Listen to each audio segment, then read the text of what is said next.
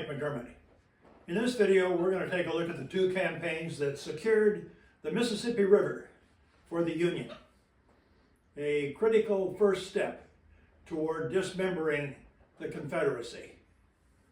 Controlling the Mississippi River from the mouth of the Ohio River in the north to the Gulf of Mexico was a critically important objective of the Union forces in the west.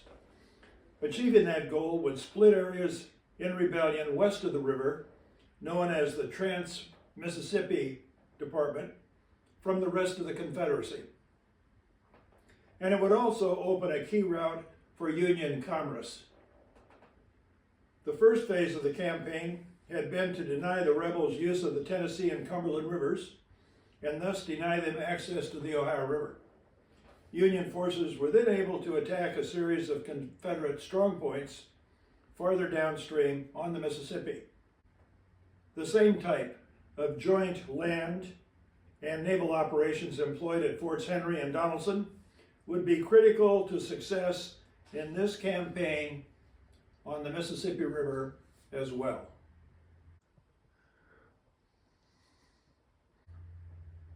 At that time, under Army command, the gunboats and the troop transports on the river now expanded in number and renamed the Mississippi River Squadron, although commonly known as the Brown Water Navy, were a key part of this operation.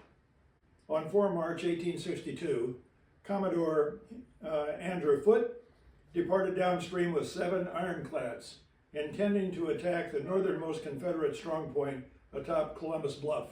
Upon arrival, he discovered that Confederate General Polk, with his 17,000-man garrison, had abandoned and with their cannon in tow had withdrawn to New Madrid, Missouri, some 40 miles farther downstream. The Confederates wanted to garrison that town, as it was adjacent to Island Number 10 and on the only road providing overland access for supplies to their position on Island Number 10. Rebels had already fortified that island, which was named as it was the 10th island south of the mouth of the Ohio River. Well placed to stop river traffic, guns on the island covered a tight double turn in the channel of the Mississippi River.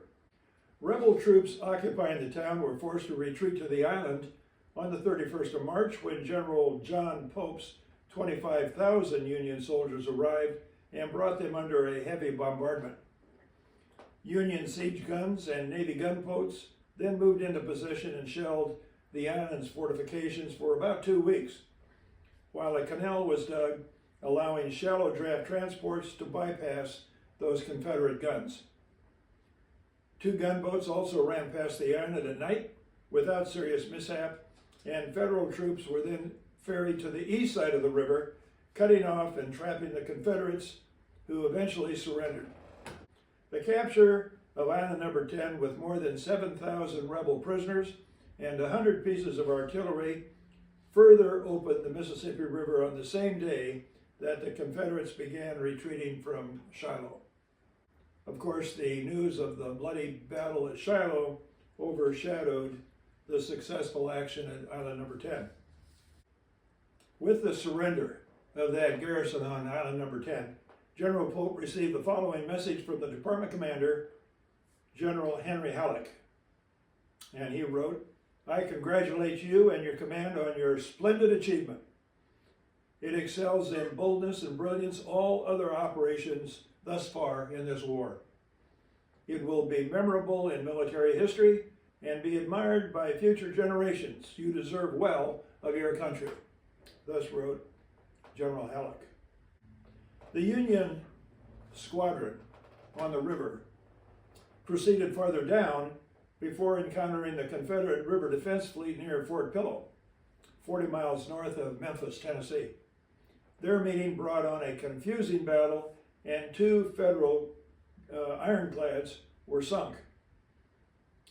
But the engagement was renewed closer to Memphis, resulting in a resounding Federal victory. The battle lasted 2 hours and was fought over a stretch of 10 miles of the river. A combination of gunfire, and ramming defeated the rebels whose ships were either sunk or captured, and Memphis was then occupied by the Federals. The victory at Memphis caused the Army to transfer control of that naval flotilla to the U.S. Navy, who renamed it the Mississippi River Squadron. The rebels' naval presence on the Mississippi River came to an end on the 1st of May, 1862, when Admiral David Farragut seized New Orleans. Like the British, he approached from the Gulf of Mexico, but unlike them, he was successful in occupying the city. A Confederate fleet and several gunboats under construction were burned as the largest and the most cosmopolitan city in the Confederacy was occupied. Those actions effectively split the Confederacy while isolating Louisiana west of the river, as well as the states of Texas, Arkansas, and Missouri from the rest of the Confederacy. It became impossible for the Confederates to move the grain, horses, and cattle in the amounts previously supplied to rebel armies and to civilian markets in the East. Of course, the job wasn't completed until the city of Vicksburg was captured.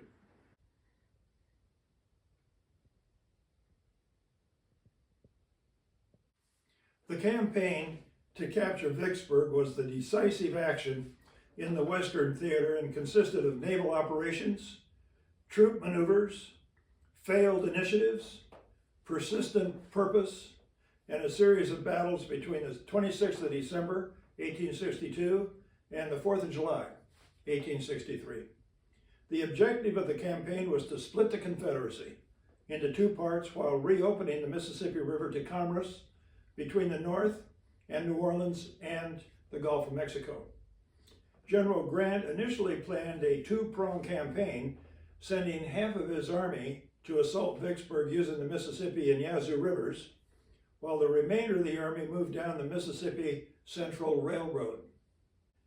But growing Confederate pressure along the railroad caused General Grant to abandon that approach and move that portion of his army down the Mississippi River to join the troops already located before Vicksburg.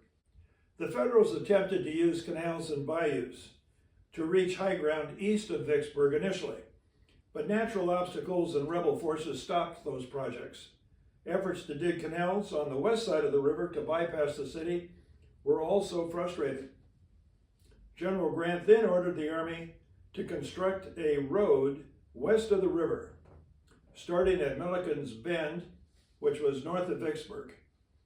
And by the middle of April, 70 miles of rough and tortuous corduroy road had been completed to a place called Hard Times, Louisiana, located south of Vicksburg. Although Confederate artillery on the Vicksburg bluffs swept the river, Admiral Porter's fleet of gunboats and troop transports successfully ran that gauntlet to join the army south of Vicksburg. General Grant was so pleased with the Navy's move, he gave the sailors a 40-day leave and free transportation to and from their homes. So he gave the Navy an R&R. Numbering approximately 50,000 men, the Army moved then to the east side of the river, and starting from about 50 miles below Vicksburg, the Federals marched over 200 miles and fought 5 battles over the next 3 weeks. That campaign included moving east of Vicksburg to capture Jackson, the state capital, and then back west to put Vicksburg under a tight siege. With no hope of support or reinforcement, Confederate General John Pemberton surrendered his army of 29,495 men on the 4th of July, 1863, the very day that General Lee abandoned his invasion of Pennsylvania at Gettysburg. 5 days later, Port Hudson, the last Confederate fortress on the Mississippi River, also surrendered.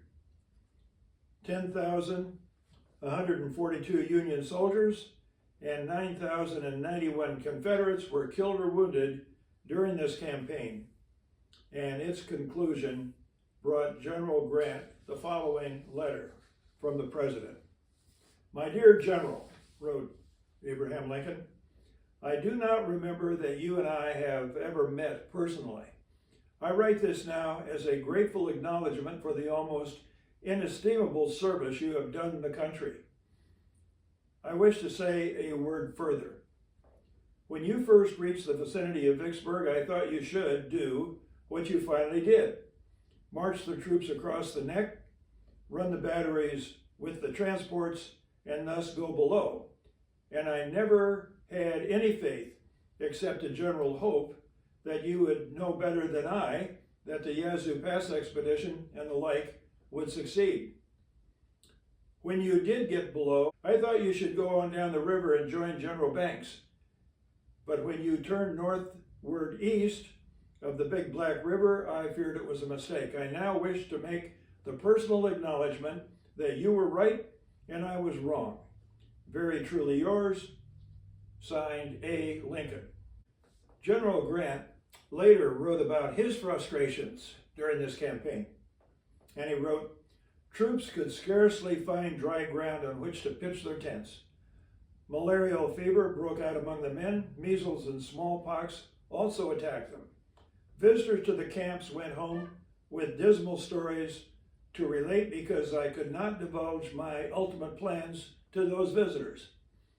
They pronounced me idle, incompetent, unfit to command men in an emergency, and they clamored for my removal. I took no steps to answer those complaints, but continued to do my duty as I understood it to the best of my ability.